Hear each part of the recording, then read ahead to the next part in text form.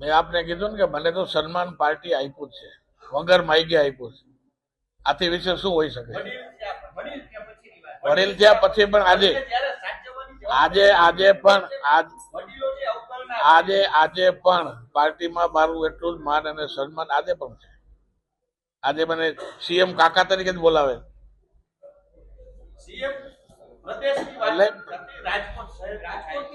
રાજકોટ બધે પાર્ટીનો કાર્યકર્તા, સિનિયર કાર્યકર્તા તરીકે મારી અવગણના કઈ થતી નથી. મારું માન અને સન્માન જળવાય છે અને જ્યાં હું જાઉં ત્યારે મને સ્થાન પણ આપે. એ મેં નહીં તુંની ભાવનાનો જે મંત્ર છે પંડિત દીનદયાળ ઉપાધ્યાયનો, એ મેં મારા જીવનમાં ચરિતાર્થ કર્યો છે. એની મેં આપને વાત કરી.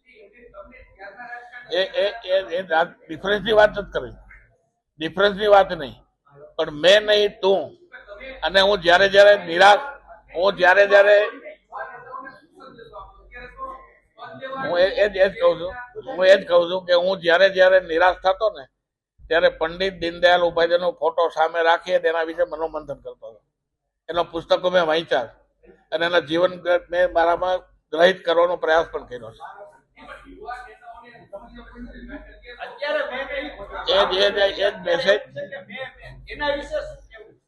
એ જ મેસેજ છે કે મેં નહીં તુંની ભાવના સાથેની પાર્ટી આજે પણ છે જ, એમાં નથી એવું નથી. પણ ક્યાંક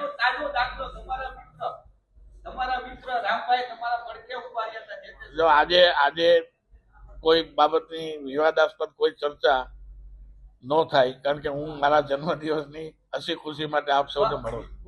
પણ મિત્ર મારો કોઈ દુશ્મન નથી, મારા બધા જ મિત્રો છે.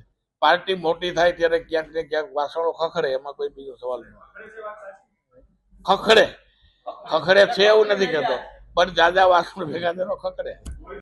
મારા જીવન મેં કોર્પોરેશનમાં તો એવું મેં લખીને આપ્યું છે. વિધાનસભામાં 15 વર્ષ રહ્યો એ દરમિયાન રાજકોટમાં કેન્સર હોસ્પિટલ હું લઈ આવ્યો, આયુર્વેદિક હોસ્પિટલ હું લઈ આવ્યો.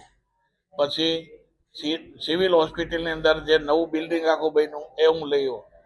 પદ્મકોરબા હોસ્પિટલ એમાં આખું નવું બિલ્ડિંગ એ હું લઈ આવ્યો.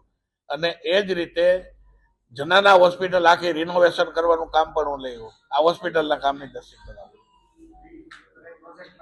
પ્રોજેક્ટ બધામાં હું છું.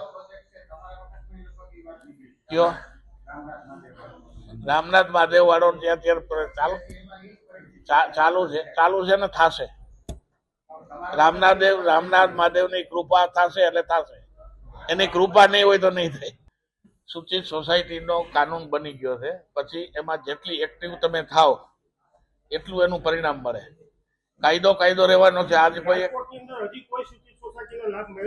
ના હોય કઈ અઢળક સોસાયટીનો મેં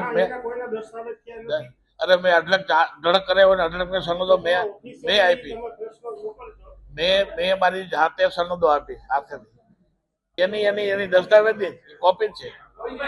એક પણ જગ્યાએ ક્યાંય મારો જમીનનું કે કૌભાંડનું કે બતાવે ને એનું આપઘાત કરીશ. તો દરેક વ્યક્તિની પ્રકૃતિ ઉપર આધાર હોય છે. કોઈની પ્રકૃતિ લડાયક હોય તો લડી બતાવે ને કોઈની પ્રકૃતિ બીજી રીતે કામ કરવાની એ રીતે કરે. પ્રકૃતિ ઉપર આધાર હોય. તમે જોઈ શકો છો કે મેં રાજકારણનો એ અંગો વિધાનસભા છોડ્યા પછી મેં કોઈ ક્યારે એવી જીદી વિશાલ નથી રાખી મને આપો. પાર્ટી આપે તો જવાબદારી નિભાવી.